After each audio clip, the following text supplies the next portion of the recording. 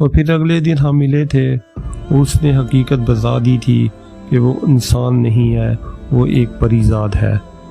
میں اس کی بات سن کر خاموش ہو گیا تھا۔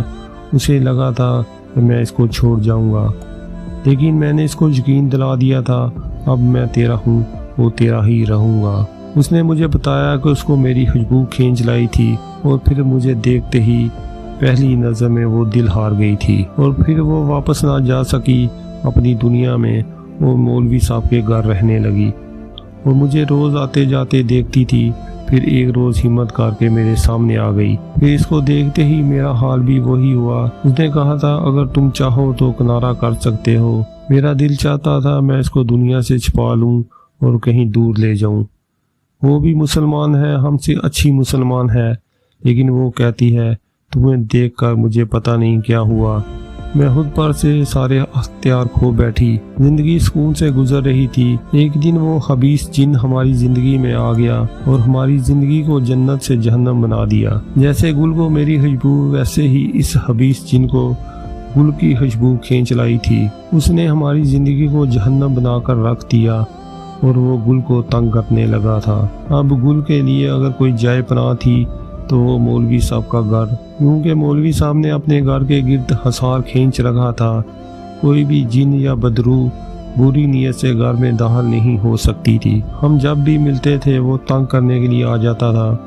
وہ ہمیں زیادہ نقصان نہیں پہنچا پاتا تھا، کیونکہ ہم قرآنی آیات پڑھ کر خود پر دم کر لیتے تھے۔ اب ہم یہ کرنے لگے تھے، جب وہ آتا تھا تو میں اس کو گھر بھیج دیتا تھا، کیونکہ اس کے آنے کا پتہ ہمیں اس کی بدبو سے چل جاتا تھا اور مجھے زیادہ نقصان نہیں پہنچا پاتا تھا۔ 3 ماہ پہلے میں گل کے ساتھ اس کی دنیا میں گیا تھا۔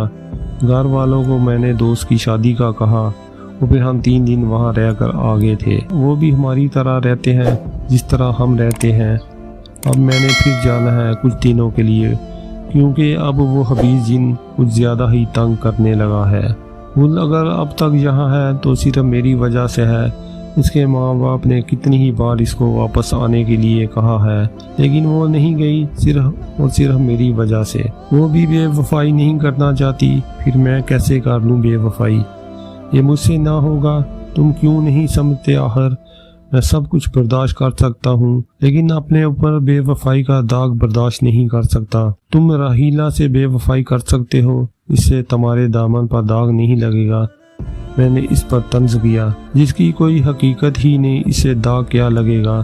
تم جانتے ہو میں اس سے محبت نہیں کرتا۔ میں نے تو اس کو ہمیشہ تمہارے حوالے سے دیکھا ہے۔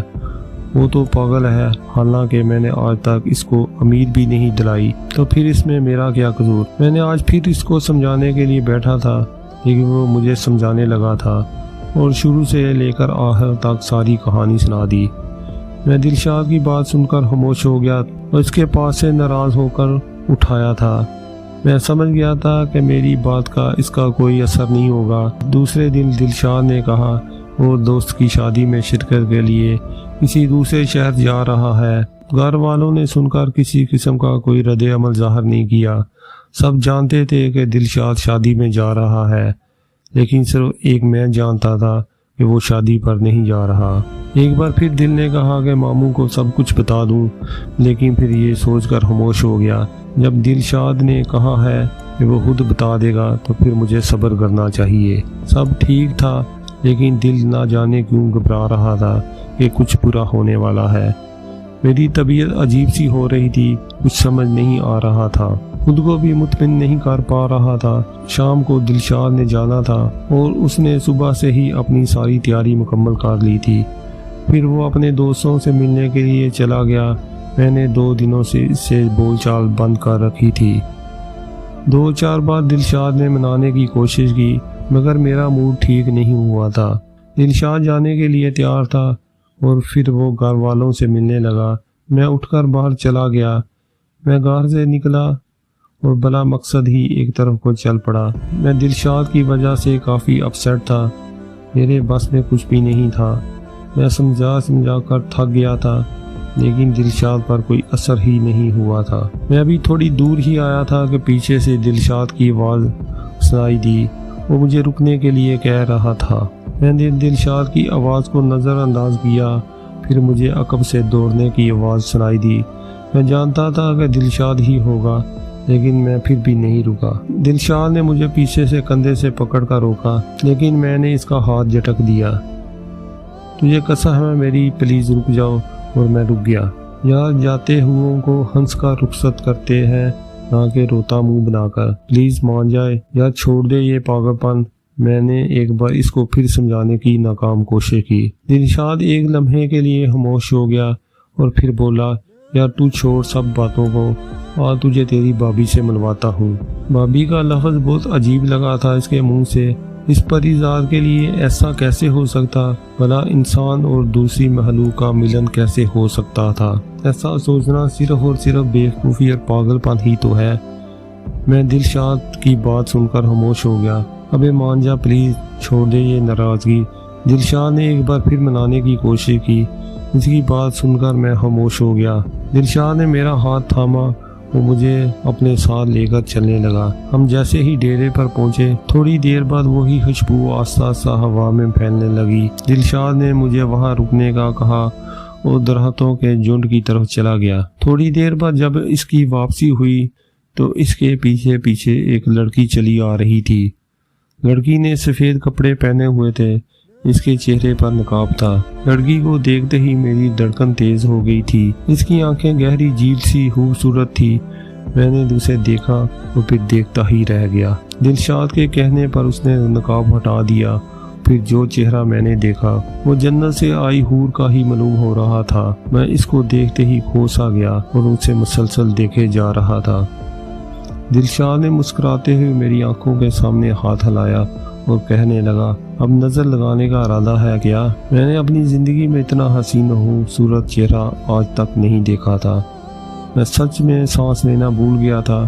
پھر ایک جرم ہوا نے کیا۔ ہوا کے تیز جھونکے سے ایک جھٹکے سے گل کے سر سے دوپٹہ سرک گیا۔ اس کے بال ہوا میں لہرانے لگے۔ میری آنکھیں اور دل ایک بار پھر بے قابو ہو گئے۔ دل نے تسلیم کیا تھا دلشاد ایسے ہی نہیں لٹا۔ اور پھر دلشاد کی آواز بری اور کہنے لگا، کاشی یہ ہے میری زندگی گل، اور گل یہ ہے میرا کزن اور بیسٹ فرینڈ کاشف۔ دلشاد نے میرا تعارف کرایا۔ میں نے نظریں اٹھا کر گل کی طرف دیکھا۔ میرے دیکھنے پر گل نے سلام کیا۔